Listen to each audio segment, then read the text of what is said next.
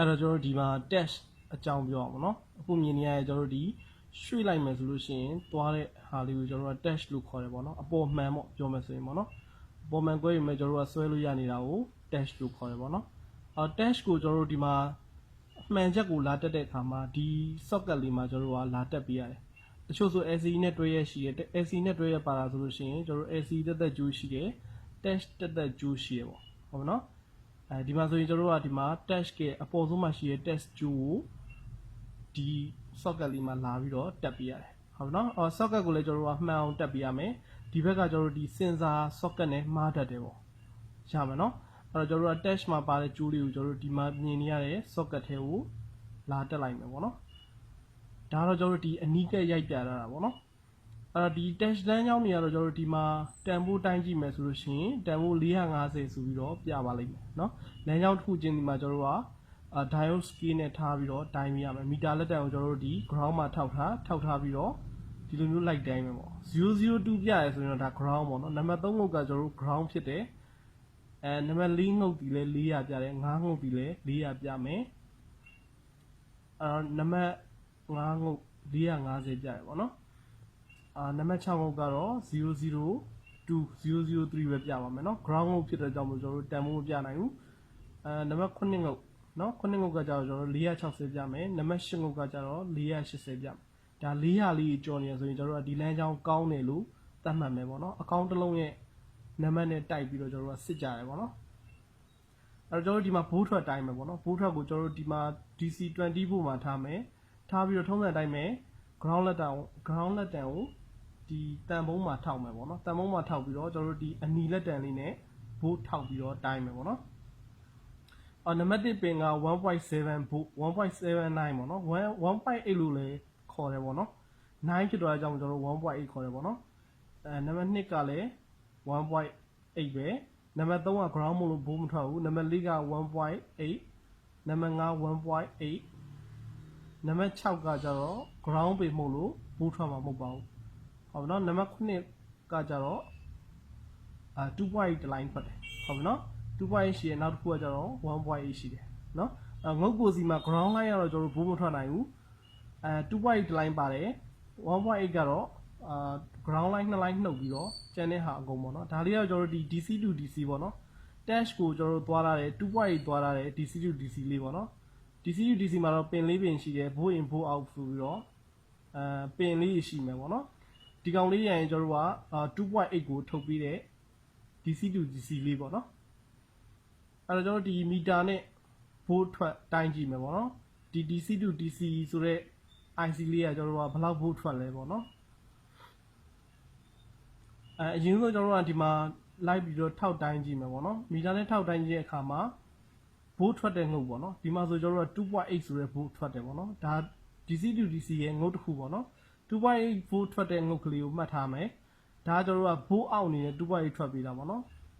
ဒီဘက်ကတော့ကျွန်တော်တို့ဒီ volt ထွက်လာဆိုတော့မထွက်ဘူးပေါ့နော်ဟိုအပေါ်ထိပ်ကကျတော့3.8ဆိုပြီးထွက်တယ်3.8ကတော့ကျွန်တော်တို့ဒါ volt in ပေါ့နော် volt အဝင်ဆိုတာကိုမှတ်ထားရမယ်ပေါ့နော်အဝင်လမ်းကြောင်း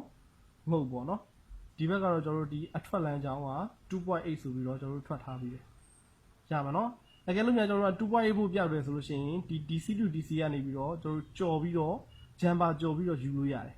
ဟုတ်ပြီနော်ဒါ 2.8 အတွက်လမ်းကြောင်းပေးတာပေါ့နော်ရမယ်နော်အဲ့တော့ကျွန်တော်တို့ဒီ ground ဒီ DC to DC မှာလည်းသူက ground ငုတ်ရှိတယ်ပေါ့ ground ငုတ်ကိုသိကျင်တယ်ဆိုလို့ရှိရင်ကျွန်တော်တို့ကထုံးစံအတိုင်းပဲ ground ငုတ်ကဘယ်ဟာလဲသိကျင်တယ်ဆိုရင်အတန်ကြီး scale မှာထားပြီးတော့ ground ငုတ်ကိုလိုက်ရှာပေးမယ်အဲ့တော့2.8 volt ပြောက်တယ်ဆိုလို့ရှိရင်ကျွန်တော်တို့2.8 ထွက်တဲ့ဘိုးကနေပြီးတော့ကြော်ပြီးတော့ယူလို့ရတယ်နောက်တစ်ခုကကျွန်တော်တို့ဘိုးအဝင်ပြောက်တယ်ဆိုလို့ရှိရင်လည်းဘိုးအဝင်ကိုကျွန်တော်တို့က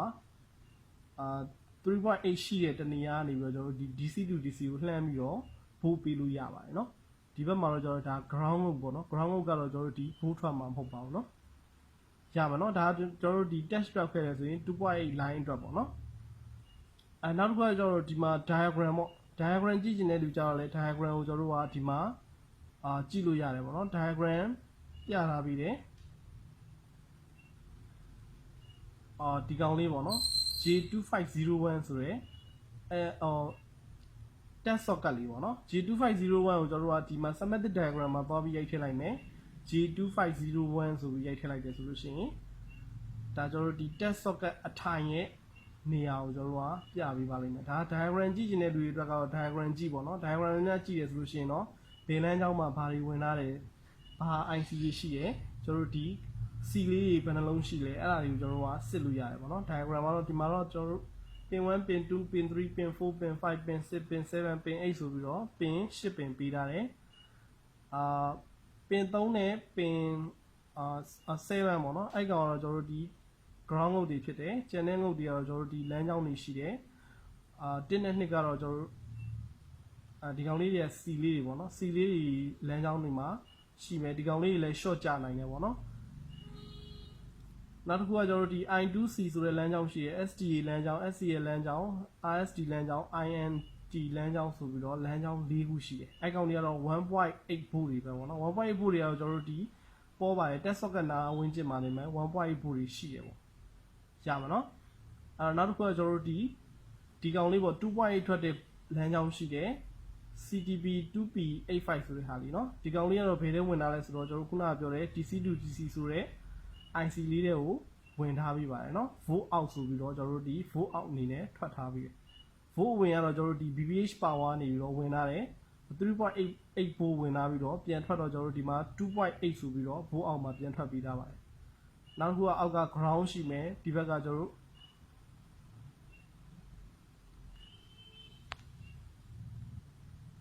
အဲ့တော့ကျွန်တော်တို့ကဒီ volt ရှိမှလုံးလုံးမှာဖြစ်တဲ့ကြောင့်မို့ကျွန်တော်တို့ဒီ 1.8 volt လေးပေါ့နော်အဲ့ 1.8 volt ကျန်ခဲ့တဲ့နေရာလေးကြီးကျွန်တော်တို့ဒီပြန်ပြပေးထားရပေါ့နော်ဒီမှာ 1.8 volt ရတဲ့နေရာ C လေးတွေရှိတယ်ပေါ့နော်test socket အထိုင်ရဲ့ဘီနာမှာပဲကျွန်တော်တို့ဒီ